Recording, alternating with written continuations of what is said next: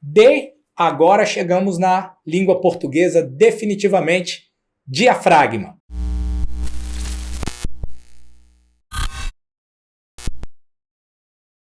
E os diafragmas, o diafragma direito, esquerdo, ou o diafragma como um todo, lado direito, lado esquerdo, a forma como você preferir, você precisa avaliar o seguinte. Eles vão formar o ângulo costofrênico lateral, você vai ter dos dois lados, e os ângulos o quê?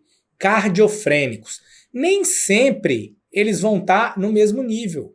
Tá? O diafragma nem sempre ele é retinho, então você tem que estar preparado para quê? Para situações onde ele vai apresentar variações, inclusive ele pode ser lobulado.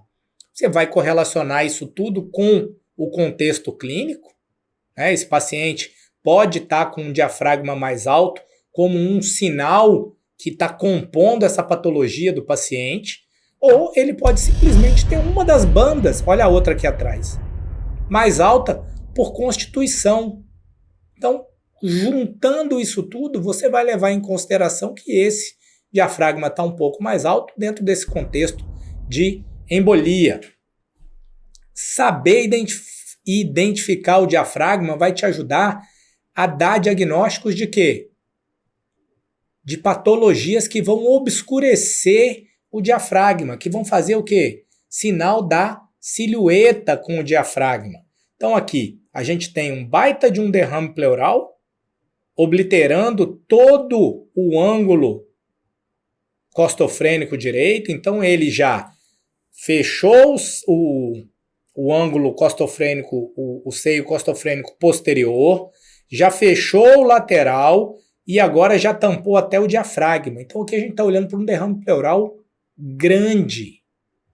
Uma radiografia feita na emergência, você vê que é uma radiografia que está bastante penetrada, uma radiografia que te dificulta a avaliação dos pulmões, embora você consiga ver o quê? Uma parte de ar livre aqui, ó, o pulmão deslocado para cá, onde você vai pensar que tem aqui o quê? Um hidropneumotórax. Né? Então, isso tudo te ajuda. Parte do princípio que você identificou o diafragma e que você não consegue individualizá-lo. Porque só vai individualizar o diafragma pelo fato de o pulmão ter ar e embaixo do diafragma você ter partes moles. Quando você tem partes moles do lado de cima, ou seja, líquido, ou um tumor, ou uma pneumonia, e embaixo você tem partes moles, você perde a silhueta. Você faz o sinal da silhueta e além de poder topografar, você está no lobo inferior, você consegue localizar e dar o diagnóstico. Beleza?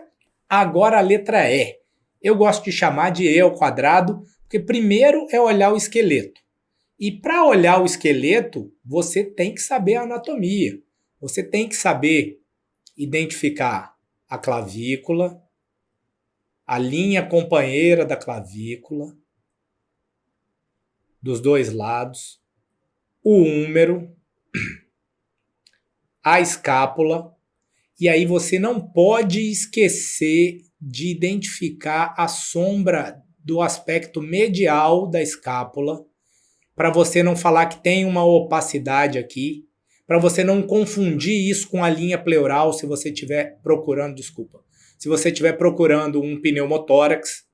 Então, essa anatomia você precisa dominar. Você precisa dominar os arcos costais, que a gente já falou lá atrás, as escápulas, as cabeças humerais, que são local frequente de luxação, se você estiver trabalhando na emergência. Às vezes o paciente fala que está com dor torácica, mas está com o ombro luxado. Às vezes você vai encontrar pacientes que têm dor no ombro, mas que estão com uma metástase de um câncer de pulmão. Então são locais que você precisa incluir no seu roteiro de busca.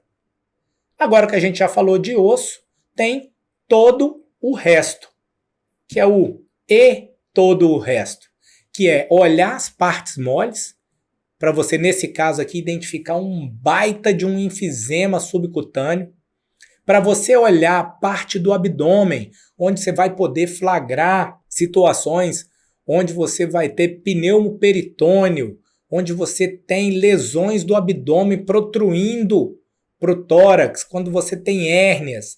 Isso tudo vai estar incluído no E todo o resto. É o que não estava incluído antes, ou seja, é a parte de fora, é a parte mais externa do exame, que não é menos importante.